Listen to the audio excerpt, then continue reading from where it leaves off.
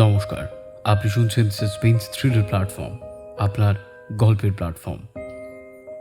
আজ আপনি শুনবেন শ্রী প্রিয়নাথ মুখোপাধ্যায় রচিত দারোগা দপ্তর থেকে শিষ্য খুন। আজকের গল্পের সূত্রধার ও দারোগা চরিত্রে আমি লিও। তাহলে চলুন শুনে নিই আজকের আমাদের এই বিশেষ নিবেদন, শ্রী প্রিয়নাথ মুখোপাধ্যায়ের দারোগা দপ্তর থেকে শিষ্য খুন।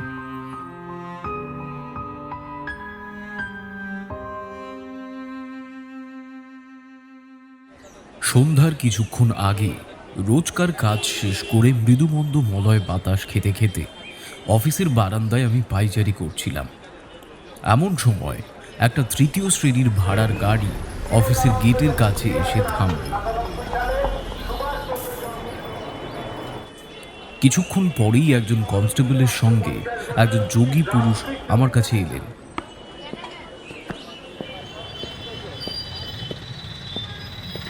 কনস্টেবল আঙুল দিয়ে আমাকে দেখিয়ে যোগী পুরুষকে সেখানে রেখে চলে গেল। আমি তখন তার কাছে গিয়ে জিজ্ঞেস করলাম, আপনার মতো সাধু ব্যক্তির এমন জায়গায় আসার দরকার কি? বলুন, আপনার কোন কাজে সাহায্য করব?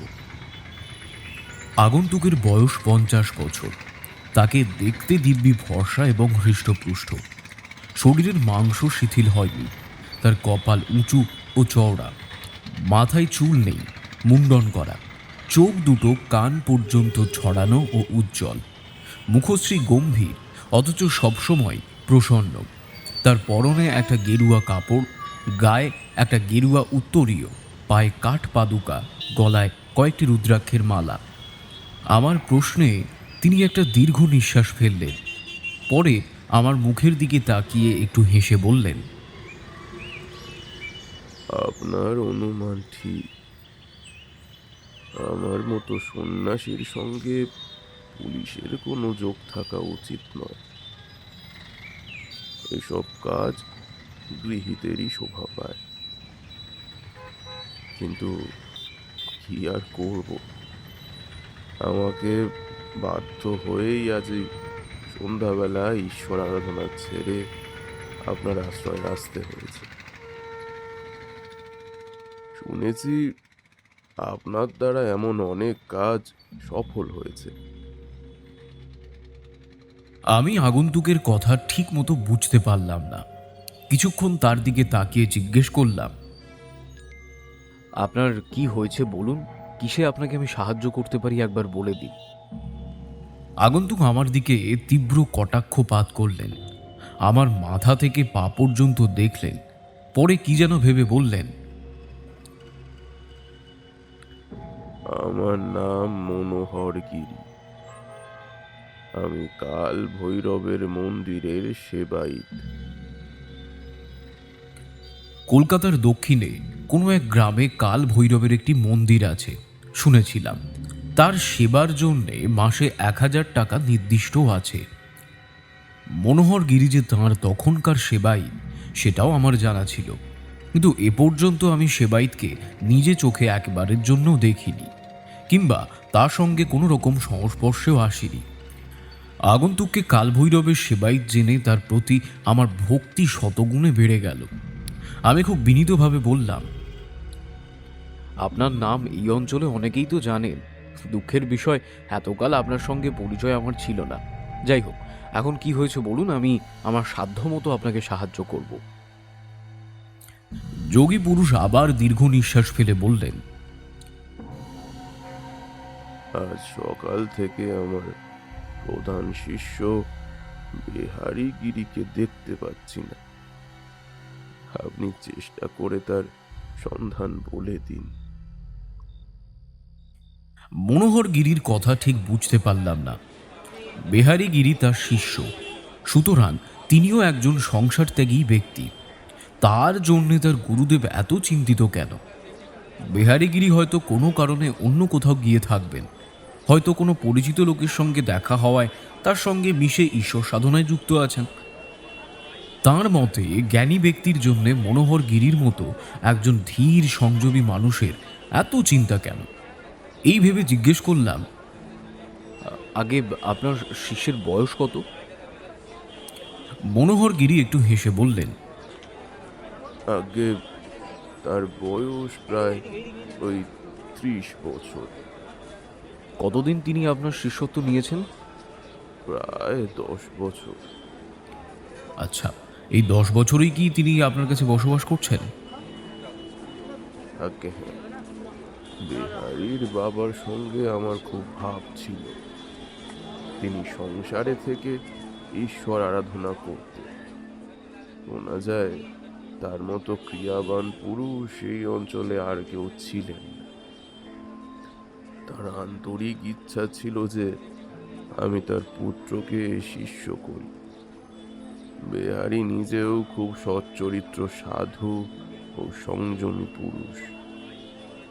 এইসব কারণেই আমি তাকে শিষ্যরূপে গ্রহণ করেছিলাম এবং আমার কাছে রেখে নিয়ম মতো শিক্ষা দিচ্ছিলাম। আর আর কখনো এমন কোনো ঘটনা ঘটেছিল? কই, আমার তো তেমন কিছু মনে পড়ছে না। আজ সকালে কখন আপনার সঙ্গে বিহারীগিরির শেষ দেখা হয়েছিল? বেলা 7টার পর আর আমার সঙ্গে তার সাক্ষাৎ হয়নি। আপনার কয়জন শিষ্য বলুন তো?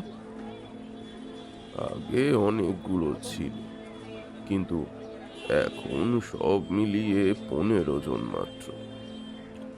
সবাই কি আপনার সঙ্গে একসঙ্গেই বাস করেন? আগে হ্যাঁ। আপনার কিংবা বিহারীগিরির কোনো শত্রু আছেন? মনোহরগিরি আমার প্রশ্ন শুনে হেসে উঠলেন, হাসতে হাসতে বললেন, আমরা সংসারী লোক নই। সংসারের সঙ্গে আমাদের বিশেষ কোনো সম্পর্কও নেই। 2 বছর আগে বিহারীগিরির মা গঙ্গা লাভ করেছেন। সেই থেকে বিহারীরও সংসার বন্ধন খুলে গেছে। আমাদের আবার শত্রুকে। মনোহরগিরি যেভাবে আগের কথাগুলো বললেন তাতে আমি মনে মনে সন্তুষ্ট হলাম না। তিনি মুখে কোনো শত্রু না বললেও তার কথার ভাবে তেমন বুঝতে পারলাম না। আমার মনে হলো তিনি যেন আমার কাছে কোনো কথা গোপন করছেন, কিন্তু আমি সে কথা প্রকাশ করতে সাহস করলাম না, বরং একটু হেসেই বললাম, যদি তাই হয় তবে আর বিহারীগিরির জন্য আপনার চিন্তা করছেনই বা কেন? যদি আপনাদের কোনো শত্রু না থাকে তাহলে আপনি নিশ্চিন্তে থাকুন, আপনার শিষ্য শীঘ্রই হয়তো ফিরে আসবেন। আমার উত্তরে মনোহরগিরি সন্তুষ্ট হলেন না। তিনি দীর্ঘ নিঃশ্বাস ফেলে বললেন, আপনার অনুমান সত্যি, কিন্তু কি জানি কেন আমার মনকে সান্ত্বনা দিতে পারছি না। যতই আমি বিহারীর কথা ভাবছি ততই যেন আমার প্রাণ কেঁদে উঠছে। কেন হয় এমন? আর কখনো তো এমন হয়নি। হ্যাঁ, আপনি বিহারীগিরিকে বোধহয় ছেলের চেয়েও বেশি স্নেহ করেন। সেই কারণেই আপনার মনে সবসময় তার প্রাণের আশঙ্কা হচ্ছে। যিনি যাকে স্নেহ করেন তাকে দেখতে না পেলে তার মনে স্বাভাবিকভাবেই একটা কুচিন্তার উদয় হয় আর কি। আপনারও সেই রূপ হয়েছে। আপনার অনুমান ঠিক। বিহারীকে আমি খুব ভালোবাসি। আমার অবর্তমানে তাকেই সেবায়িত করব, এটাই আমার উদ্দেশ্য। হয়তো সেই কারণেই আমার এত চিত্ত চাঞ্চল্য ঘটছে। আমারও সেরকম মনে হয়। এতক্ষণে হয়তো তিনি মন্দিরে ফিরেও এসেছেন। আর যদি না ফিরে থাকে? আমি হঠাৎ কোনো উত্তর দিলাম না। কিছুক্ষণ চিন্তা করে বললাম, আচ্ছা বেশ, চলুন, আমিও আপনার সঙ্গেই যাচ্ছি। যদি তিনি ফিরে থাকেন তো ভালো, আর যদি সত্যি না এসে থাকেন তাহলে এখনই তার সন্ধানের জন্য বিশেষ বন্দোবস্ত করা যাবে। চলুন। আমার কথায় মনোহরগিরি মুখ প্রসন্ন হলো। তিনি তখনই খুশি মনে আমার প্রস্তাবে রাজিও হলেন এবং আমাকে নিয়ে সেই ভাড়ার গাড়িতে উঠলেন। চালক সময় বুঝে গাড়ি চালাতে শুরু করল। যতক্ষণ গাড়িতে ছিলাম ততক্ষণ মনোহরগিরি তার শিষ্য সংক্রান্ত কোনো কথা বলেনি। আমিও সে বিষয়ে তাকে আর কোনো কথা জিজ্ঞেসও করিনি। আগেই বলেছি গাড়িটা ছিল তৃতীয় শ্রেণীর। ঘোড়া দুটো দেখতে খুব রোগা, হাড় আর চামড়া বাকি আছে বললেও বাড়াবাড়ি হয় না। কিন্তু চালকের হট শব্দে আর গাড়ির ঝনঝন শব্দ শুনে ঘোড়া দুটো লেজ দুটো উপরে তুলল এবং প্রায় 1 ঘন্টা পর কাল ভৈরবের মন্দিরের দরজার সামনে এসে উপস্থিত হলো। গাড়িটা থামলে মনোহরগিরি আগে নামলেন। আমিও তার কিছু কিছু গাড়ি থেকে নেমে পড়লাম। গাড়ির শব্দে মন্দিরের ভেতর থেকে কয়েকজন গেরুয়া কাপড় পরা পুরুষ তাড়াতাড়ি দরজার কাছে এলেন এবং মনোহরগিরির সঙ্গে আমাকে দেখতে পেয়ে কোনো কথা জিজ্ঞেস না করে শান্তভাবে গুরুর আদেশের জন্য অপেক্ষা করতে লাগলেন। মনোহরগিরি উপস্থিত শিষ্যদের মধ্যে একজনের দিকে তাকিয়ে ইশারা করে কাছে ডাকলেন। কোচম্যানকে ভাড়া মিটিয়ে দিতে আদেশ করে আমাকে নিয়ে মন্দিরের ভিতরে প্রবেশ করলেন। যখন আমরা মন্দিরের ভিতরে ঢুকলাম তখন রাত প্রায় 8টা। মন্দিরটা আগেই দেখেছিলাম, দু একবার ভিতরেও গিয়েছিলাম, কিন্তু সে বহুকাল আগের কথা। সেই রাতে যা দেখলাম তাতে অবাকই হলাম। মন্দিরটা একেবারে প্রকাণ্ড। ভিতরে কাল ভৈরবের মূর্তি, মন্দিরের ঠিক দক্ষিণে একটা নাট মন্দির, সেখানে অনেক দিন দরিদ্র ভিক্ষুক শুয়েছিল।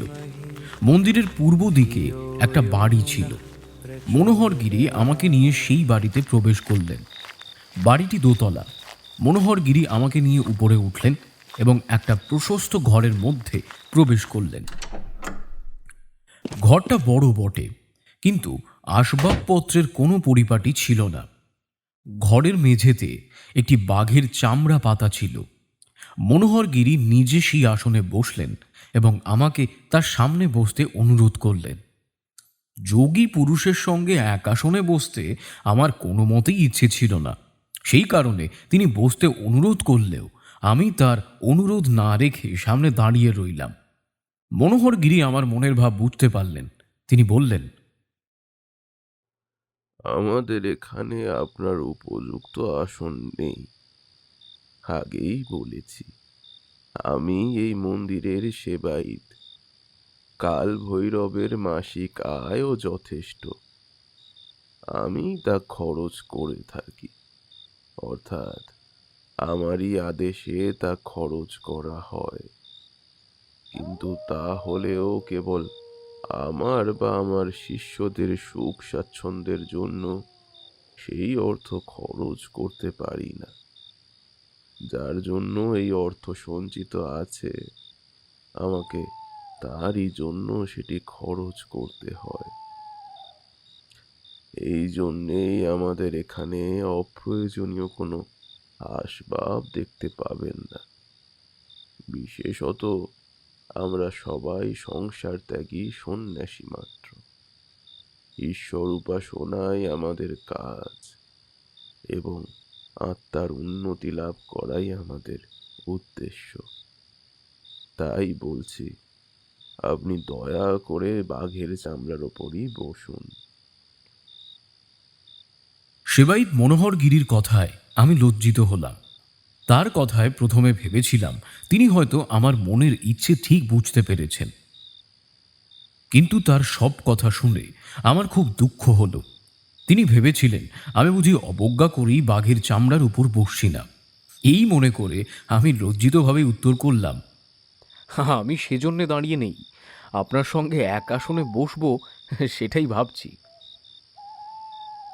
বাধা দিয়ে মনোহরগিরি বললেন, সে কি কথা? আপনি আমার চেয়ে নিকৃষ্ট কিসে? এই বলে তখনই উঠে দাঁড়ালেন, আমার হাত ধরে বাঘের চামড়ার উপর টেনে নিলেন এবং আগে আমাকে বসিয়ে তারপর আমার পাশে তিনি বসলেন। কিছুক্ষণ পর তিনি বললেন, আপনি ব্রাহ্মণ, আমরা নমস্য। আমার সঙ্গে এক আসনে বসার আপনার পুরোপুরি অধিকার আছে। আমি কোনো উত্তর করলাম না, একটু হাসলাম মাত্র। পরে তার দিকে তাকিয়ে বললাম, আপনার বাকি শিষ্যদের মুখ দেখে স্পষ্ট বোঝা যাচ্ছে যে বিহারীগিরি এখনো ফিরে আসেনি। একটা দীর্ঘ নিঃশ্বাস ফেলে মনোহরগিরি বললেন, আপনার অনুমান সত্যি। যদি বেহারি ফিরে আসতো তাহলে কি এই মন্দিরে আজ এত নীরব থাকতো? বেহারির অভাবে আমার অন্য সকল শিষ্যই যেন মর্মাহত হয়ে পড়েছে। তারা মুখে কোনো কথা না বললেও তাদের হৃদয় যে ভেঙে গেছে, তাদের বাইরের অবস্থা দেখলেই তা বোঝা যায়। তার কথা শেষ না হতেই দুজন গেরুয়া কাপড় পরা যুবক সেই ঘরে প্রবেশ করল। মনোহর তাদের দেখিয়ে বললেন, এই দুজনেই তার বিশেষ বন্ধু। এরা যেন মরে গেছে বললেও বাড়াবাড়ি হয় না। আমি মনে করলাম কেবল গেরুয়া কাপড় পরা আর সংসার ত্যাগ করতে পারলেই যদি মায়ার হাত থেকে মুক্তি লাভ করা যেত, তাহলে পৃথিবীতে এত কষ্ট থাকতই বা কেন। কিন্তু মুখে কোনো কথা প্রকাশ করলাম না। আগন্তুক দুইজনের মধ্যে একজন মনোহর গিরির দিকে তাকিয়ে খুব বিনীতভাবে বেহারির সংবাদ জিজ্ঞেস করল। মনোহর আমার পরিচয় দিয়ে বললেন, এখন এরই ওপর আমাদের ভরসা, গৌরীলাল। দেখতে দেখতে আরও কয়েকজন শিষ্য সেখানে এসে উপস্থিত হলো। আমি তখন গৌরীলালকে জিজ্ঞেস করলাম, আচ্ছা, আজ বিহারীর সঙ্গে কি আপনার দেখা হয়েছিল? গৌরীলাল সম্মতিসূচক উত্তর দিলে আমি আবার জিজ্ঞেস করলাম, আচ্ছা, কোন সময় আপনার সঙ্গে তার দেখা হয়েছিল? গৌরীলাল কিছুক্ষণ চিন্তা করলেন, পরে বললেন, আগে আজ সকালে যখন আমি মন্দির থেকে বাইরে যাচ্ছিলাম, সেই সময় বিহারীগিরিকে একজন অপরিচিত লোকের সঙ্গে কথা বলতে দেখি। আমি তখন খুব ব্যস্ত ছিলাম বলে বিহারীকে আর কোনো কথা জিজ্ঞেস করতে পারিনি আর কি। তখন কটা বাজে? তখন 7:30 বাজে। তাহলে আপনার গুরুদেবের সঙ্গে তার দেখা হবার পর আপনার সঙ্গে দেখা হয়েছিল, তাই তো? গৌরীলাল হঠাৎ কোনো উত্তর করলেন না। তিনি একবার মনোহরগিরির দিকে তাকিয়ে কিছুক্ষণ কি যেন ভাবলেন, তারপর বললেন, আগে আমি তো সে কথা বলতে পারবো না। গুরুদেবের সঙ্গে বিহারীর কখন দেখা হয়েছিল সে তো আমি জানি না। বেলা 7টার সময়। তাহলে আপনার অনুমান ঠিকই হবে। আপনাদের মধ্যে আর কি কেউ বিহারীকে দেখতে পেয়েছিল? আগে সে কথা তো বলতে পারলাম না। আমরা সবাই বিহারীকে খুব ভালোবাসি। তার এই হঠাৎ নিখোঁজ হয়ে যাওয়ার ফলে সকলেই মনে মনে দুঃখিত হয়েছি বটে। আজ কারোর খাওয়া পর্যন্ত হয়নি, এখনো সবাই মন্দিরেই ফিরে আসেনি। আমি আর গৌরীলালকে কোনো কথা জিজ্ঞেস না করে তার গুরুদেবের দিকে তাকালাম। দেখলাম তিনি এক মনে আমাদের কথাবার্তা শুনছেন। আমি তাকে জিজ্ঞেস করলাম, আপনার শিষ্যরা কখন ফিরে আসবেন একটু বলতে পারবেন? মানে যারা বিহারীর সন্ধানে বাইরে গেছেন তাদের কথা না শুনে আমি কোনো কাজই হাত দিতে পারছি না আর কি। আমার কথা শেষ না হতেই এক মহা গোলমাল আমার কানে এলো। আমি অবাক হলাম, ভাবলাম বুঝি বিহারী ফিরে এসেছে। মনোহর গিরিয়ার নিশ্চিন্তভাবে বসে থাকতে পারলেন না। গোলমালের কারণ জানার জন্যে তিনি সঙ্গে সঙ্গে আসন ছেড়ে উঠে দাঁড়ালেন এবং ব্যস্ত হয়ে ঘর থেকে বেরিয়ে গেলেন। আমি উৎকণ্ঠিতভাবে সেখানে বসে রইলাম। আমার কাছে এতক্ষণ যে সকল শিষ্য দাঁড়িয়েছিলেন তারা সকলেই তাদের গুরুদেবের পিছু পিছু গেলেন। কিছুক্ষণ পরে মনোহরগিরি খুব বিষণ্ণ মুখে আমার কাছে এলেন। তার শিষ্যরা সবাই তার পিছু পিছু সেই ঘরে প্রবেশ করলেন এবং আমাদের ঘিরে দাঁড়িয়ে রইলেন। আমি তখন খুব বিনীতভাবে মনোহরগিরিকে জিজ্ঞেস করলাম, আপনার শিষ্যরা কি সবাই ফিরে এসেছে? আগে হ্যাঁ, কিন্তু কোনো ফল হলো না। ওদের সমস্ত পরিশ্রম ব্যর্থ হলো। তবে হঠাৎ সেই গোলমাল হলো কেন? আমার বাকি শিষ্যরা ভেবেছিল বুঝি বেহারিও ফিরে আসছে। যারা বিহারীর সন্ধানে গিয়েছিলেন তারা কি কোনো খবর পাননি? একজন বলছেন যে তার পরিচিত কোনো লোক আজ বেলা 1টার সময় বেহারিকে অন্য এক সংসারী লোকের সাথে যেতে দেখেছেন। তিনি কোথায়? মনোহর আমার কথা শুনে তখনই বলদেব বলদেব বলে চিৎকার করলেন। একজন গেরুয়া কাপড় পরা পশ্চিম দেশবাসী যুবক তখনই আমার সামনে এসে দাঁড়ালেন। পরে খুব বিনীতভাবে উত্তর করলেন। মনোহর নিজে কোনো কথা না বলে আমাকে দেখিয়ে দিলেন। আমি তখনই বলদেবকে জিজ্ঞেস করলাম, আপনার সঙ্গে বিহারীগিরির ভাব আছে? আগে বিশেষ ভাব। যখন আমরা এক গুরুদেবের শিষ্য, তখন আমাদের মধ্যে ভাইয়ের স্নেহ রয়েছে। বিশেষত আমরা সংসারের সমস্ত মায়ার বন্ধন ছিঁড়ে গুরুদেবের আশ্রয়ে এসে উপস্থিত হয়েছি। সংসার ত্যাগ করা আর মায়ার হাত থেকে মুক্তি লাভ করা, এই দুটোর মধ্যে যথেষ্ট পার্থক্য দেখা যায়। আমরা সংসার ত্যাগ করেছি বটে, কিন্তু মায়ার হাত থেকে অব্যাহতি পাইনি। গুরুদেবের কাছে আসার পর থেকেই তার বাকি শিষ্যদের সঙ্গে আমার বিশেষ ভাব হলো। বিশেষত বিহারীর উদার স্বভাব, অমায়িক ভাব ও সরল এবং অকপট আচরণে সকলেই তার উপর সন্তুষ্ট। তা না হলে আজ তার অনুপস্থিতিতে মন্দিরের সকলেই অনাহারে থাকবেন কেন? আমি বলদেবের কথায় মনে মনে খুশি হলাম। কিছুক্ষণ চিন্তা করে আবার জিজ্ঞেস করলাম, আজ বেলা 1টার সময় বিহারীর সঙ্গে কার দেখা হয়েছিল? আগে আমার কোনো পরিচিত লোকের। তার বাড়ি কোথায়? এখান থেকে অর্ধক্রোশ দূরে। নাম কি? ঋষিকেশ চট্টোপাধ্যায়। তিনি কি বিহারীকে আগে থেকেই চিনতেন? আগে হ্যাঁ। আচ্ছা, কোন সূত্রে তার সঙ্গে বিহারীর আলাপ হলো? বিহারী একজন সংসারত্যাগী পুরুষ, গৃহীর সঙ্গে তার কোনো সম্পর্ক থাকা তো সম্ভব নয়। ঋষিকেশ খুব ধর্মভীরু লোক। ধর্মে তার বিশেষ আস্থা আছে। যেখানে ধর্মের কথা হয়, ধর্ম চর্চা হয়, সেখানেই ঋষিকেশ থাকতে ভালোবাসেন। তিনি এখানেও অনেকবার এসেছিলেন এবং এখনও এসে থাকেন। গুরুদেবের মুখে ধর্মের কথা বা শাস্ত্রের কথা ব্যাখ্যা শুনতে তার খুব আগ্রহ। বিহারীগিরির কথা কি তিনি বলেছিলেন? কিভাবে আপনার সঙ্গে তার দেখা হলো? বেলা 9টার আগেই আমি মন্দির থেকে বেরিয়ে বিহারীর খোঁজ করতে আরম্ভ করি। যেখানে যেখানে বিহারী যেত, প্রথমে সেই স্থানেই গিয়েছিলাম। বিহারীর কখনো কখনো ঋষিকেশের কাছেও যেত। সেই জন্যই আমি তার বাড়িতে গিয়ে বিহারীর সন্ধান নিই। কখন আপনি তার বাড়িতে গিয়েছিলেন সেটা খেয়াল আছে? তখন বেলা প্রায় 3টে। তিনি কি নিজে বিহারীকে দেখতে পেয়েছিলেন? আগে হ্যাঁ, বেলা 1টার সময়? ঋষিকেশের মুখে ওই কথাই শুনেছি। বিহারী কি একা যাচ্ছিল? বলদেব কোনো উত্তর করলেন না। মাথা নিচু করে আমার সামনে কিছুক্ষণ দাঁড়িয়ে রইলেন।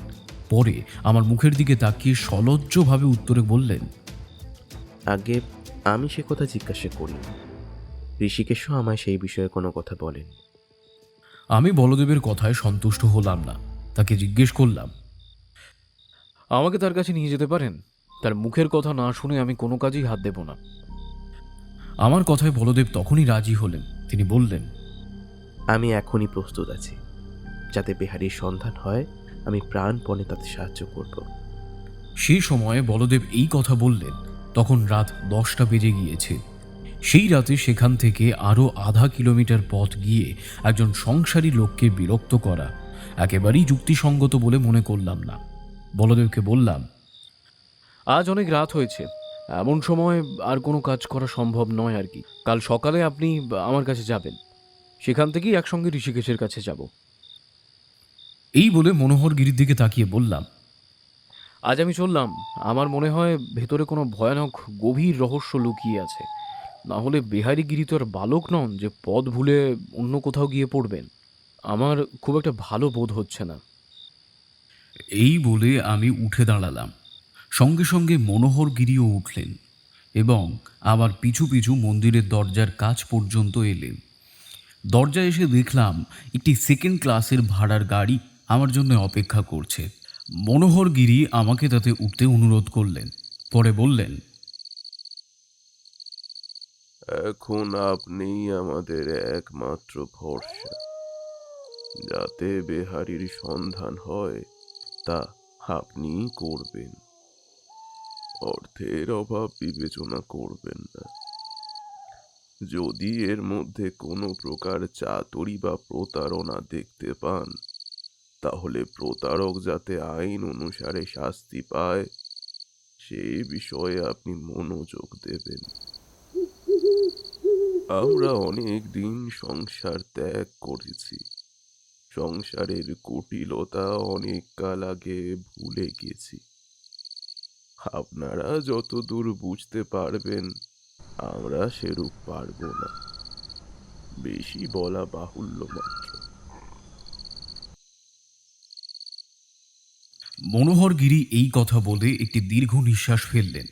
আমি স্পষ্টই বুঝতে পারলাম তিনি বেহারির শোকে কাতর হয়ে পড়েছেন। মিষ্টি কথায় তাকে সান্ত্বনা দিলাম। বললাম, আমার যথাসাধ্য আমি চেষ্টা করব যাতে দোষী উচিত শাস্তি পায়, তার উপায় যতটা সম্ভব আমি চেষ্টা করব। আমার কথায় তিনি কিছু বললেন না। আমি কোচম্যানকে গাড়ি চালাতে আদেশ করলাম এবং প্রায় মধ্যরাতের সময় বাসায় ফিরলাম। রাত্রি শেষ হওয়ার কিছু আগেই একজন কনস্টেবল আমায় খবর দিল বলদেব নামে একজন পশ্চিমী দেশীয় যুবক বিশেষ কোনো কাজের জন্য আমার সঙ্গে দেখা করতে এসেছেন। আমি ঘুমিয়েছিলাম। যখন কনস্টেবলের কথা আমার কানে এলো আমি তখনই বিছানা ঝাড়লাম এবং মুখ ইত্যাদি ধুয়ে বাইরে আসলাম। বলদেব আমার অপেক্ষায় অফিস ঘরের সামনের বারান্দার একটা বেঞ্চের উপরে বসেছিলেন। আমাকে দেখা মাত্র সসম্ভ্রমে উঠে আমায় নমস্কার জানালেন। আমিও প্রতি নমস্কার করে তার সঙ্গে বাইরে আসলাম এবং থানার গেটের কাছে গিয়ে গাড়ির অপেক্ষা করতে লাগলাম। কিছুক্ষণ পরেই একজন কনস্টেবল একটি সেকেন্ড ক্লাস গাড়ি নিয়ে সেখানে উপস্থিত হলো। আমি বলদেবকে নিয়ে তাতে উঠলাম। পরে বলদেবের কাছ থেকে ঋষিকেশের সন্ধান জেনে নিয়ে কোচম্যানকে নির্দিষ্ট স্থানে যেতে আদেশ করলাম। কিছু দূর যাওয়ার পর আমি বলদেবকে জিজ্ঞেস করলাম, শুনেছি মন্দিরের আয় নাকি অনেক, কত টাকা হবে তা অনুমান করতে পারেন? আপনি শোনেননি?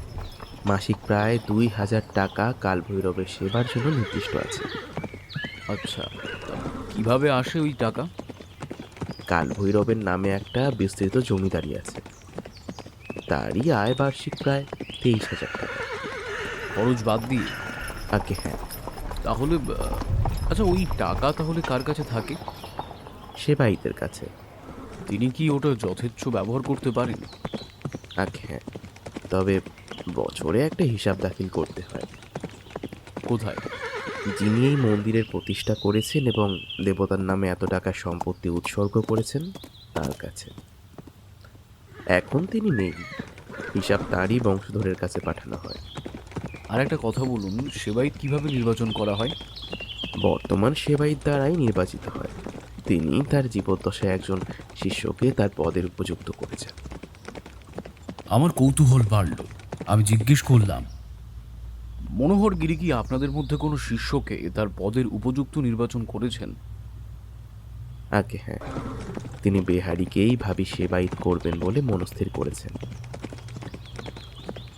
গুরুদেব বেহারিকে ছেলের চেয়েও বেশি স্নেহ করে থাকেন। বেহারিও গুরুদেবের একান্ত ভক্ত। বেহারির কোনো শত্রু আছে বলে আপনি জানেন? আমার কথায় বলদেব চমকে গেলেন। তিনি কিছুক্ষণ আমার মুখের দিকে হাঁ করে তাকিয়ে তাকিয়ে পরে জিজ্ঞেস করলেন, কেন? আপনি সে কথা জিজ্ঞাসা করছেন কেন?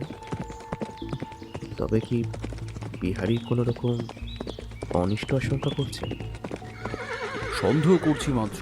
আপনি কি বেহারির কোনো শত্রুকে জানেন, মানে চেনেন আর কি? বলদেব কেমন আমতা আমতা করে বললেন, আগে সে শত্রু ছিল বটে, কিন্তু এখন না। একসময় সে বেহারির ওপর খুবই রেগেছিল। আমি অবাক হয়ে জিজ্ঞেস করলাম, কেন? গুরুদেব বেহারিকে ভাবি সেবায়িত বলে স্থির করেছেন, এই অপরাধ। বলদেবের মুখেই নতুন খবর পেয়ে আমি মনে মনে আনন্দিত হলাম।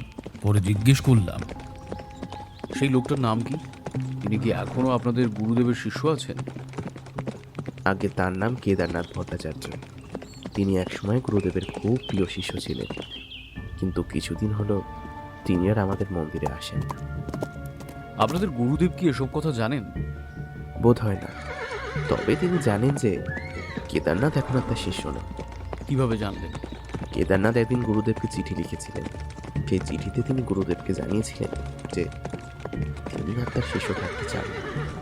আমি কিছুক্ষণ চিন্তা করে নিয়ে জিজ্ঞেস করলাম, আচ্ছা, আপনাদের মন্দিরে যতগুলো শিষ্য দেখতে পেলাম তারা সকলেই পশ্চিম দেশবাসী ব্রাহ্মণ, কিন্তু কেদারনাথের নাম শুনে ও তার ভট্টাচার্য পদবী জেনে মনে হচ্ছে তিনি একজন বাঙালি। আপনাদের মন্দিরে কি আর কোনো বাঙালি শিষ্য আছে? আগে না, গুরুদেব এক কেদারনাথ ছাড়া আর কোনো বাঙালিকেই তার শিষ্য করেন এবং আর করার ইচ্ছাও নেই। যখন কেদারনাথ তার শিষ্যত্ব লাভ করার জন্য বারবার অনুরোধ করেন, তখন গুরুদেব স্পষ্টই বলেছিলেন যে তিনি কোনো বাঙালিকে শিষ্য করতে চান না। কিন্তু কোনো অবশেষে কেদারের খুব বেশি জেদ দেখে অগত্যা রাজি হন। তিনি কি এখনো বেঁচে আছেন? তার ঠিকানা জানেন আপনি? আগে ঠিক জানি না। কেদারনাথ আগে যে স্থানে বাস করতেন সে বাড়ি আমার জানা আছে বটে, কিন্তু তিনি এখন সেই বাড়িতে বাস করেন কিনা তা ঠিক বলতে পারবো না। আচ্ছা, তা প্রায় কতদিন তাদের মধ্যে কথা টথা নেই? প্রায় 1 বছর। তারপর আবার দুজনের ভাব হয়েছিল। কোন সূত্রে? সে কথা বলতে পারলাম না, তবে বেহারি যেরকম সরল প্রকৃতির লোক, তাতে হয়তো কেদারনাথের মিষ্টি কথায় ভুলে গিয়ে আবার তার সঙ্গে বাক্যালাপ করেছিলেন। এসব কথা কি আপনাদের গুরুদেব জানেন? আগে না, বিশেষ প্রয়োজনীয় কথা না হলে আমরা তাকে অন্য কোনো বিষয়ে জানাই না। কেদারনাথের সঙ্গে আপনাদের ভাব আছে? আগে ভাব নেই, আলাপ পরিচয় আছে মাত্র। তিনি কোনো কথা জিজ্ঞাসা না করলে আমরা নিজে থেকে কোনো কথা বলি না। আপনাদের সঙ্গে কি তার প্রায় দেখা টাকা হয় নাকি? মাসে অন্তত একবার। কিভাবে সাক্ষাৎ হয়? মানে তিনি কি আপনাদের মন্দিরে আসেন? আগে না, সে কথা তো আগেই বলেছি। দেখা করার ইচ্ছা হলে তিনি মন্দিরের কাছে অপেক্ষা করেন। আপনাদের গুরুদেব কি সে অবস্থা তাকে দেখতে পাননি? সম্ভব না, কেননা গুরুদেব সবসময় নিজের ঘরে থাকেন, কদাচিৎ কখনো মন্দিরের দরজায় যান। এইরূপ নানা কথায় গাড়িটা ঋষিকেশের বাড়ির কাছে উপস্থিত হলো। তখন বলদেব ঠিক জায়গায় কোচম্যানকে গাড়ি থামাতে নির্দেশ করলেন। গাড়ি থামলে আমরা দুজনেই নামলাম। কোচম্যানকে একটা জায়গায় অপেক্ষা করতে বলে আমি বলদেবের সঙ্গে ঋষিকেশের বাড়িতে প্রবেশ করলাম। যখন ঋষিকেশের বাড়ির সদর দরজায় পৌঁছালাম তখন বেলা 8টা বেজেছিল। ঋষিকেশের বাড়িটা ছোট হলেও দোতলা এবং বেশ পরিষ্কার পরিচ্ছন্ন। বাড়িতে যেন মূর্তিমতি শান্তি বিরাজমান। বাড়িটার অবস্থা দেখে আমি খুব একটা খুশি হলাম না। আমাকে সদর দরজায় অপেক্ষা করতে বলে বলদেব ভেতরে প্রবেশ করলেন এবং কিছুক্ষণ পরেই একজন প্রৌঢ়কে সঙ্গে নিয়ে আবার আমার কাছে এলেন। পরে বললেন, এরই নাম ঋষিকেশ চট্টোপাধ্যায়। আমাকে পুলিশ কর্মচারী দেখে ঋষিকেশ যেন অবাক হলেন, কিন্তু সে কেবল অল্পক্ষণের জন্যেই। পরক্ষণেই আমার দিকে তাকিয়ে সম্মানের সঙ্গে জিজ্ঞেস করলেন,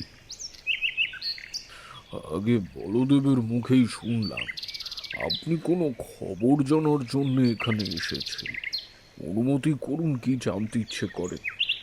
আমি খুব সামান্য লোক, আপনার মতো লোকের আদর অভ্যর্থনা করার ক্ষমতা আমার নেই। ঋষিকেশকে দেখতে বেশ সুপুরুষ। তার বয়স প্রায় 45-এর কাছাকাছি হবে। দেহ হৃষ্টপুষ্ট, দেখতে বেশ ফর্সা। শরীরের লাবণ্য দেখে অবাক হলাম। বিশেষত তার সরল কথায় আমি মনে মনে সন্তুষ্ট হলাম। পরে বললাম, আমার মতো সামান্য লোকের জন্য আপনার ব্যস্ত হওয়ার দরকার নেই। আপনাদের সঙ্গে তুলনায় আমি খুবই সামান্য লোক। ঋষিকেশ আমার কথায় একটু হাসলেন। পরে খুব যত্নের সঙ্গে একতলার একটি প্রশস্ত ঘরে নিয়ে গেলেন। বলদেবও আমাদের সঙ্গে সঙ্গে গেল। ঘরের মেঝেতে টানা বিছানা পাতা ছিল। আমরা 3 জন সেখানে বসলাম। কিছুক্ষণ এইভাবে কাটানোর পর আমি ঋষিকেশের দিকে তাকিয়ে জিজ্ঞেস করলাম, বেহারিগিরির সঙ্গে আপনার ভাব আছে কি? ঋষিকেশ খুব বিনীতভাবে উত্তরে বললেন, আগে হ্যাঁ, তার মতো সাধু সচ্চরিত্র লোকের সঙ্গই আমি আসলে কামনা করি। আপনার কথা শুনে মনে হচ্ছে তিনি এখনো মন্দিরে ফিরে যাননি। আগে না, আপনার অনুমান সম্পূর্ণ সত্যি। শুনলাম কাল নাকি আপনার সঙ্গে বেহারির দেখা হয়েছিল, সেই জন্যই আপনার কাছে এসেছি আর কি। আগে হ্যাঁ, বিহারীগিরির সঙ্গে কাল বেলা ওই 1টার সময় আমার দেখা হয়েছিল। কোথায়?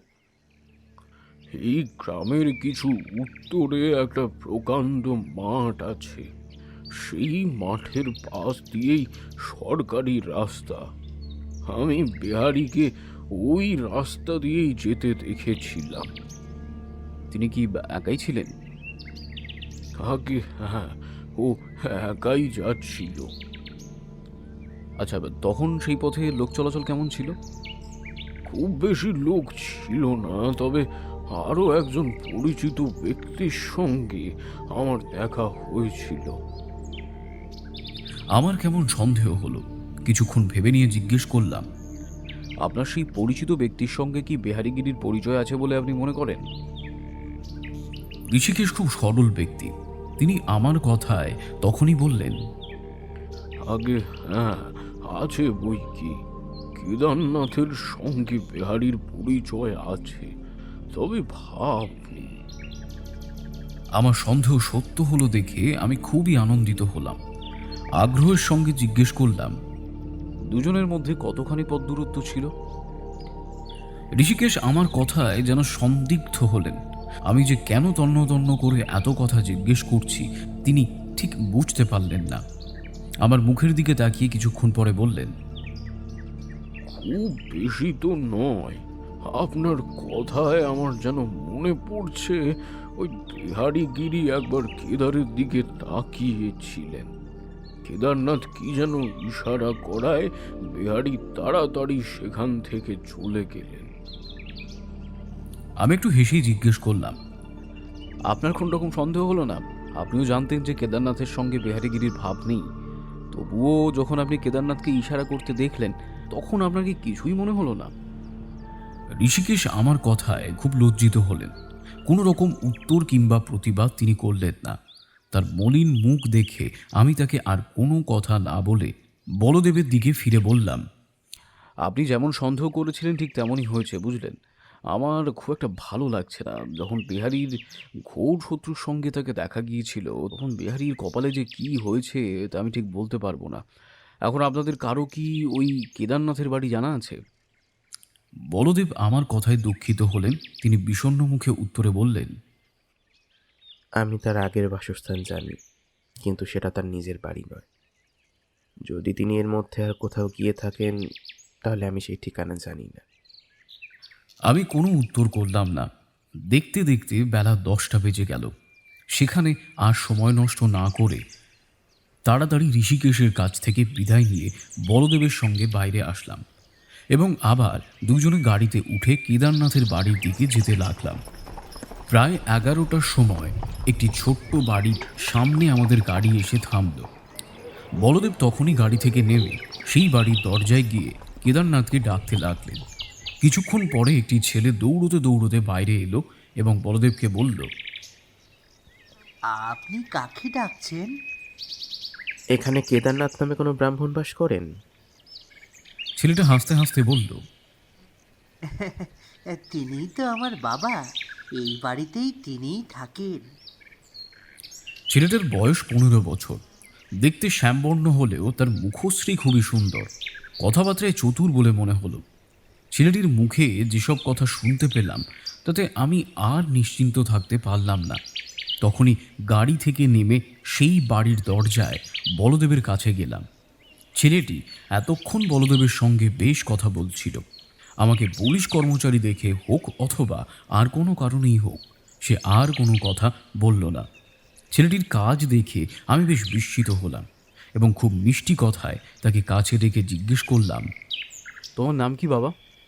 আমার কথায় ছেলেটির ভয় দূর হলো।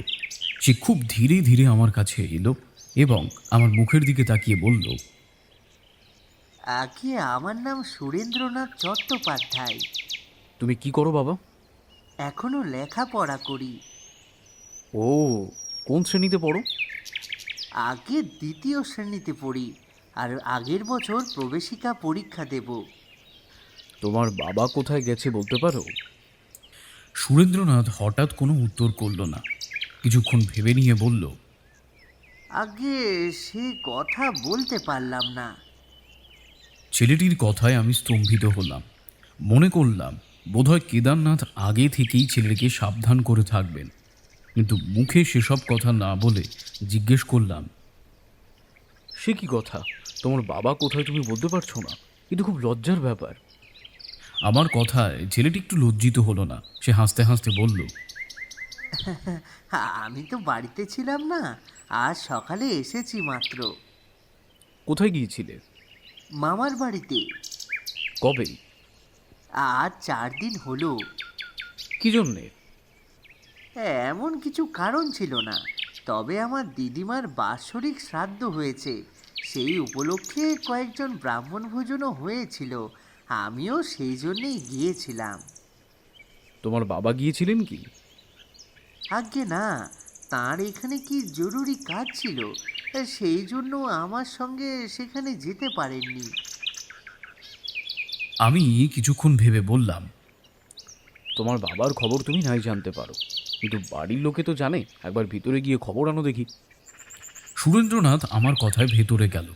কিছুক্ষণ পরে ফিরে এসে বলল, কাল বিকেলে তিনি এক বন্ধুর বাড়িতে গিয়েছেন, এখনো আসেননি। সুরেন্দ্রনাথ যেভাবে ওই কথাগুলো বলল তাতে আমার বিশ্বাস হলো না। আমার মনে হলো কেদারনাথ বাড়িতেই আছেন। তিনিই যে তার ছেলেকে এই রকম শিখিয়ে দিয়েছেন সেটাও আমার বুঝতে বাকি রইল না। আমি সুরেন্দ্রকে আর কোনো কথা বললাম না। বলদেবকে সঙ্গে নিয়ে তখনই সেখান থেকে বেরিয়ে আসলাম এবং গাড়িতে উঠে কিছু দূর ফিরে আসলাম।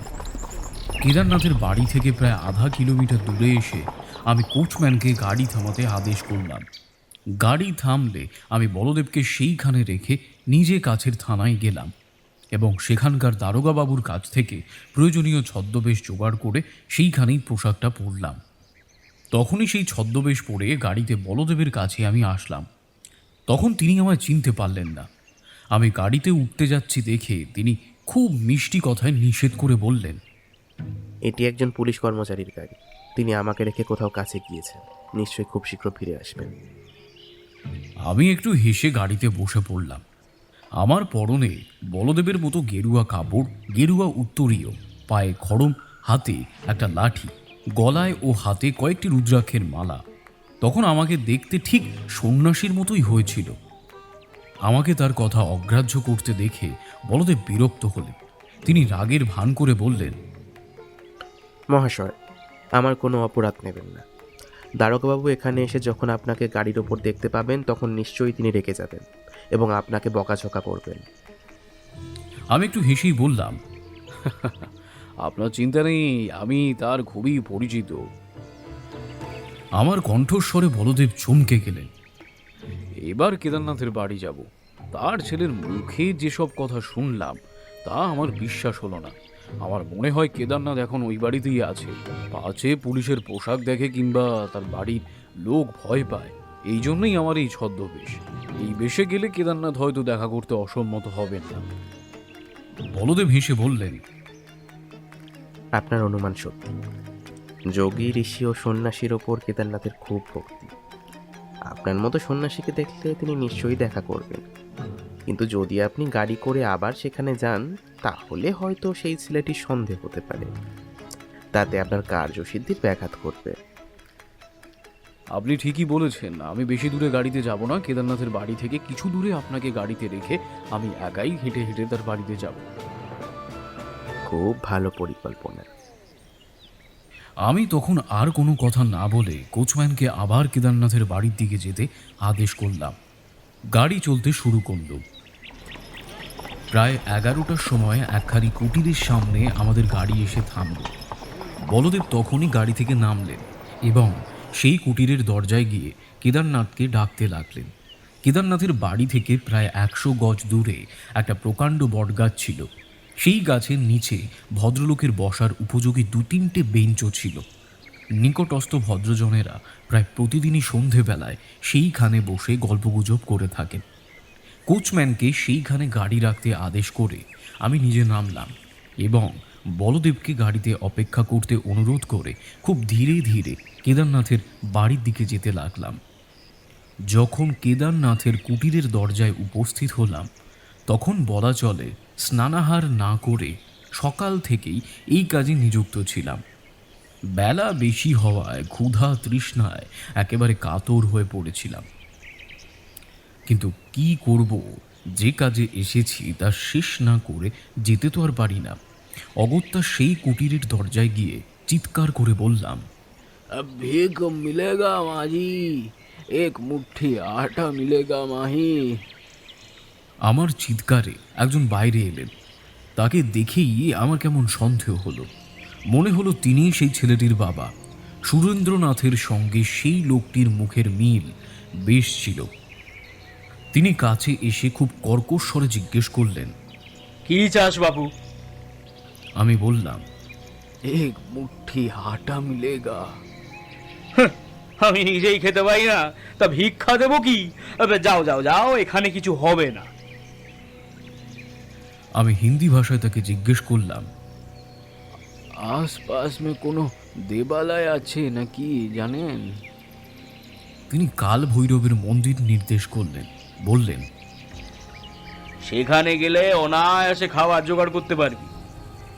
আমিও সুবিধা পেলাম। একটু হেসে বললাম, যদি আপনার সঙ্গে মন্দির স্বামীর আলাপ থাকে তাহলে আমার নাম দিয়ে একখানি চিঠি দিলে ভালো হতো। চিঠির কথায় তিনি কেমন যেন বিরক্ত হলেন। আমিও আর সে কথা তুললাম না। কিছুক্ষণ পরে আমি জিজ্ঞেস করলাম, শুনছি আমার পরম বন্ধু বিহারী নামে কোনো সন্ন্যাসী এই আশপাশে কোনো দেবালয়ে বাস করে। আপনি তাকে চেনেন? তিনি কোথায় থাকেন? তার মতো সাধু ব্যক্তির সঙ্গে আপনার কি কোনো ভাব আছে?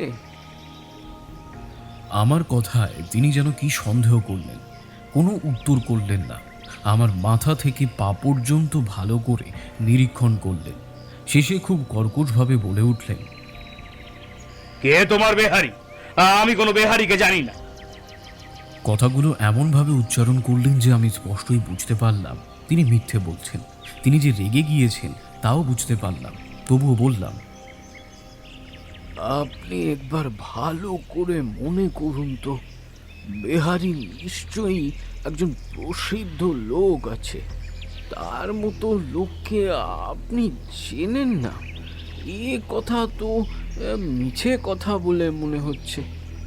আমি একজন সন্ন্যাসী, আপনি গৃহী বা পুত্রবান হয়ে আমার সঙ্গে মিথ্যে বলবেন না। এতে পাপ আছে জানবেন। আমার কথায় তিনি যেন চমকে গেলেন, কিন্তু তখনই নিজেকে সামলে নিয়ে খুব মিষ্টি কথায় জিজ্ঞেস করলেন, আমি পুত্রবান কিভাবে জানলেন? আপনার ভাগ্যের ফল রেখা আমি স্পষ্টই দেখতে পাচ্ছি। আপনি যে পুত্রের বাবা সে বিষয়েও সূক্ষ্মদর্শী মাত্রই জানা যায়। আমার সামান্য জ্যোতিষ শাস্ত্র জানা আছে কিনা সেজন্যই আমি সহজেই আপনাকে পুত্রবান বলে জানতে পেরেছি। এইরকম কথাবার্তা হচ্ছে এমন সময় বলদেব হেঁটে হঠাৎ সেখানে এসে উপস্থিত হলেন এবং তাকে দেখা মাত্রই বললেন, এই যে কেদারনাথ, বাড়িতেই আছেন দেখছি। অথচ কিছুক্ষণ আগে এক ছেলের মুখে শুনলাম ইনি বাড়িতে নেই। বলদেবকে দেখে আমি স্তম্ভিত হলাম, কিন্তু কোনো কথা বললাম না। বলদেবও একজন চতুর ব্যক্তি। তিনি যে আমার সঙ্গে আগে এখানে এসেছিলেন সে কথার উল্লেখ করলেন না, কিন্তু এমন কোনো কথা বললেন না যাতে কেদারনাথ আমাকে পুলিশ কর্মচারী বলে সন্দেহ করতে পারে। বলদেব এমনভাবে সেখানে অপেক্ষা করতে লাগলেন যেন তিনি আমার সম্পূর্ণ অপরিচিত। যাই হোক, বলদেব আমাকে বিহারীগিরির কোনো কথা জিজ্ঞেস করতে না শুনে তিনি নিজে কেদারনাথের দিকে তাকিয়ে খুব কর্কশ স্বরে জিজ্ঞেস করলেন, কেদারনাথ, আমাদের বিহারীগিরি কোথায় গেলেন বলতে পারেন? বলদেবের কথায় কেদারনাথ যেন আকাশ থেকে পড়লেন।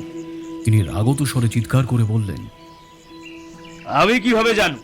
আপনাদের বেহারির সঙ্গে আমার ভাব নেই, আপনি সে কথা বেশ জানেন। কেদারনাথের কথায় বলদেব রেগে গেলেন। তিনি ক্রোধে অগ্নিশর্মা হয়ে উত্তর করলেন, কাল বেলা 1টার পর আপনার সঙ্গে বিহারীগিরি কোথায় যাচ্ছিলেন? তারপর তিনি আর মন্দিরে ফিরে যাননি।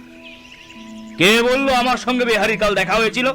বেহারির সঙ্গে বহুদিন ধরেই আমার বাক্যালাপ নেই। আবার তো ভাব হয়েছে। কিছুদিন আপনাদের মন কষাকষি হয়েছিল বটে, কিন্তু সে তো আর এখন নেই। আপনাকে আরও কয়েকবার বিহারীর সঙ্গে দেখা করতে দেখেছি। বলদেব ভয়ানক রেগে গেল। তিনি ক্রোধে অন্ধ হয়ে চিৎকার করে বললেন, আপনার কথা মিথ্যা। আমার সঙ্গে বেহারির আলাপ নেই। তবে আর আমাদের অপরাধ নেবেন না, আমরা পুলিশে খবর দিয়ে এখনই আপনাকে গ্রেপ্তার করিয়ে দেব। পুলিশের নাম শুনে কেদারনাথ যেন ভীত হলেন। তার কণ্ঠস্বর ক্রমশ মৃদু হয়ে এলো। তিনি কোমল কণ্ঠে জিজ্ঞেস করলেন, কেন আপনি আমার উপর অন্যায় দোষারোপ করছেন? বহুদিন হলো আমার সঙ্গে বেহারির সাক্ষাৎ হয়নি। কেদারনাথের হঠাৎ পরিবর্তনে বলদেব হেসে উঠলেন। হাসতে হাসতে বললেন, আমরা সন্ন্যাসী মানুষ, মিথ্যে কথা বা অন্যায় আচরণ আমাদের দ্বারা সম্ভব নয়। আপনি যে কাজ করেছেন তাতে আপনার ওপরই ভয়ানক সন্দেহ হয়, এবং সেই জন্যই আমরা আগেই পুলিশের আশ্রয় গ্রহণ করি। আপনার সামনে এই যে সন্ন্যাসী দেখতে পাচ্ছেন, এনাকে সামান্য লোক মনে করবেন না, ইনি প্রকৃত সন্ন্যাসী নন। বলদেবের কথা শেষ হতে না হতেই কেদারনাথ একবার চারিদিকে তাকালেন এবং কাউকে কোনো কথা না বলে সজোরে বলদেবকে এমন ধাক্কা দিলেন যে বলদেব তখনই পড়ে গেলেন। কেদারনাথ সেই সুযোগে সেখান থেকে পালিয়ে যেতে চেষ্টা করলেন। আমি প্রস্তুত ছিলাম, তখনই কেদারনাথকে ধরে ফেললাম। কেদারনাথ বাস্তবিকই একজন বলিষ্ঠ লোক। আমি একা তাকে সহজে ধরে রাখতে পারলাম না। বলদেব তখনও উঠতে পারেনি যে আমায় সাহায্য করবেন। তারপর এই সব গোলমাল শুনে সেই ছেলেটি বাড়ির ভেতর থেকে দৌড়ে এলো এবং বাবাকে মুক্ত করার জন্য চেষ্টা করতে লাগলো। আমি প্রাণপণে কেদারনাথকে ধরে রইলাম। বলদেব তখনই উঠে দাঁড়ালেন। সৌভাগ্যক্রমে সেই সময় একজন কনস্টেবল সেই দিকেই আসছিল। সে দূর থেকে গোলমাল দেখে দৌড়ে কাছে এলো এবং আমার অনুরোধে কেদারনাথকে ধরে ফেলল। এর মধ্যে বলদেব এসে সেই ছেলেটিকে গ্রেপ্তার করলেন। আমি তখন সেই কনস্টেবলের কাছে গিয়ে আমার পরিচয় দিলাম। তখনই এক সুদীর্ঘ সেলাম ঠুকে কনস্টেবল আমার আদেশের অপেক্ষা করতে লাগলো। আমি প্রথমত বলদেবকে জিজ্ঞেস করলাম, আপনি হঠাৎ এদিকে এলেন কেন? আপনার দেরি দেখে আমার সন্দেহ হলো, ভাবলাম হয়তো কোনো বিপদ ঘটেছে। সেই কারণেই কোচম্যানকে সেই বটগাছতলায় অপেক্ষা করতে বলে নিজে ধীরে ধীরে এই দিকে আসতে লাগলাম। দূর থেকে কেদারনাথকে দেখে আমার মনে খুবই আনন্দ হলো। আমি দ্রুত গতিতে কাছে এসে উপস্থিত হলাম, কিন্তু পাছে প্রথমে আপনার পরিচয় দিলে আপনি রেগে যান, সেই ভয়ে আপনার কোনো কথা বলিনি। অবশেষে যখন বুঝলাম যে কেদারনাথ খুব সহজ লোক নন, পুলিশের চাপ ছাড়া কোনো কথা স্বীকার করবেন না, তখন অগত্যা সব কথা প্রকাশ করলাম। বলদেবের কথায় আমি সন্তুষ্ট হলাম। পরে কেদারনাথকে জিজ্ঞেস করলাম, আপনি কি এখনো অস্বীকার করছেন? কিসে? কাল আপনার সঙ্গে বেহারির সাক্ষাৎ কখন হয়েছিল? আগে তা হয়েছিল। কখন? ঠিক মনে নেই, বোধহয় ওই দুপুরে হবে। কোথায়? এখান থেকে কিছু দূরে একটা প্রকাণ্ড মাঠ আছে। সেই মাঠের কাছ দিয়ে এক সরকারি রাস্তা উত্তরের দিকে চলে গিয়েছে। বেহারির সঙ্গে সেই পথেই দেখা হয়েছিল। আপনার সঙ্গে সম্প্রতি তার ভাব আছে, তাই তো? আগে ছিল। সেসব কারণ আমার জানা আছে, কিন্তু আপনাদের তো আবার সদ্ভাব হয়েছিল। ভাব নেই, তবে সামান্য আলাপ আছে মাত্র। কাল যখন দেখা হয়েছিল তখন কোনো রকম কথাবার্তা হয়েছিল নিশ্চয়ই? আগে না, কোনো কথা হয়নি। দেখা হলে আমরা দুজনই একটু হেসে সম্ভাষণ করেছিলাম, বাক্যালাপ করিনি। বেহারি এখন কোথায় বলতে পারেন? নিশ্চয়ই মন্দিরেই আছে। না, তিনি কাল সকাল থেকে মন্দিরে ফিরে যাননি।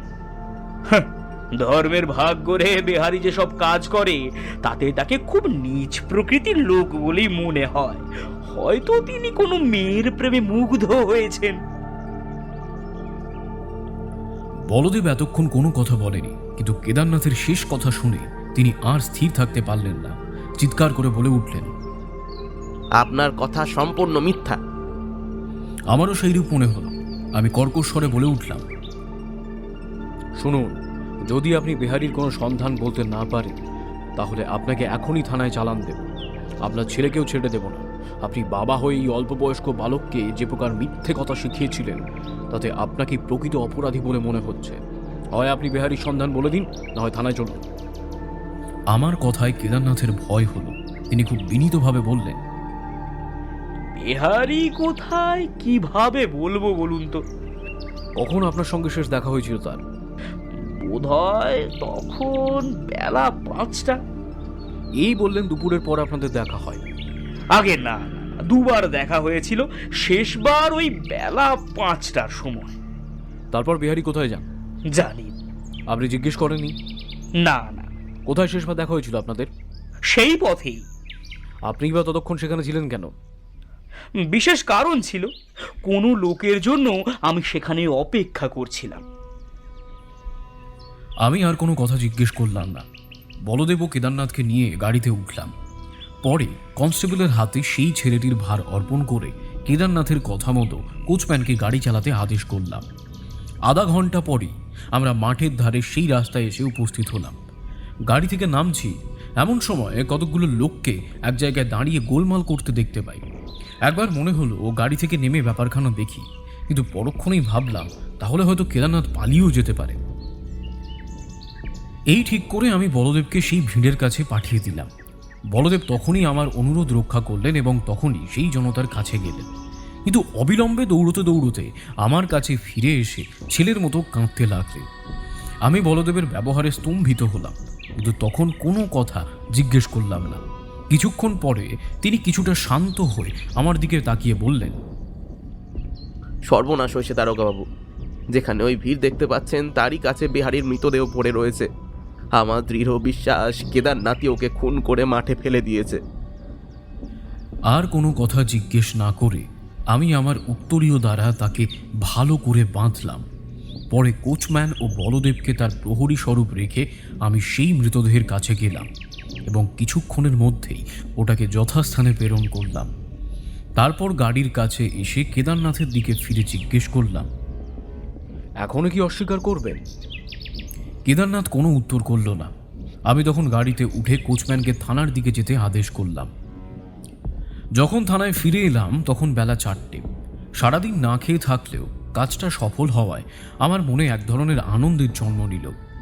থানায় এসে কেদারনাথ আর কোনো উচ্চবাচ্য করলেন না।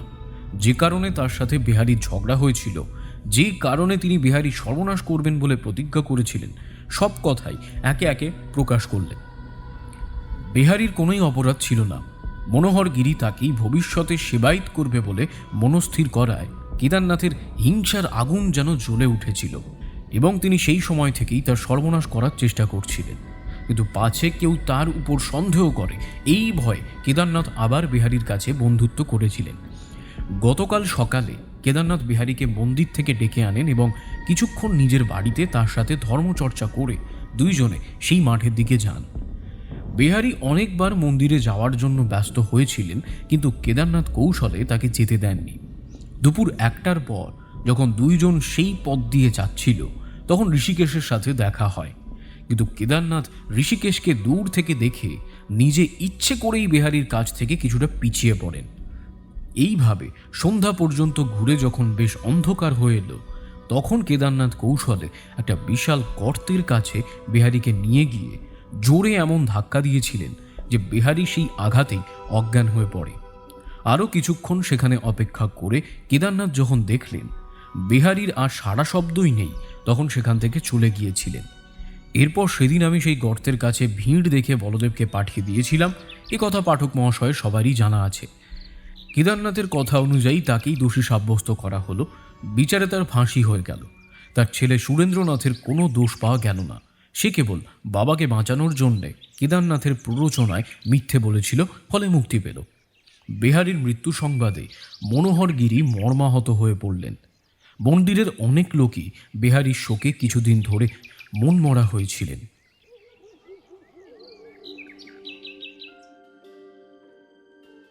আজকের গল্পটি আপনাদের কেমন লাগলো তা অবশ্যই কমেন্ট সেকশনে জানাতে ভুলবেন না। আর ভালো লাগলে অবশ্যই আমাদের চ্যানেলটিকে সাবস্ক্রাইব করে পাশের বেল নোটিফিকেশনটি অল করে রাখবেন, যাতে সমস্ত গল্পের আপডেট সবার আগে আপনার কাছে পৌঁছাতে পারে। তবে আজ এই পর্যন্তই। দেখা হচ্ছে খুব শীঘ্রই আরও একটা নতুন গল্প নিয়ে। শুনতে থাকুন সাসপেন্স থ্রিলার প্ল্যাটফর্ম, আপনার গল্পের প্ল্যাটফর্ম।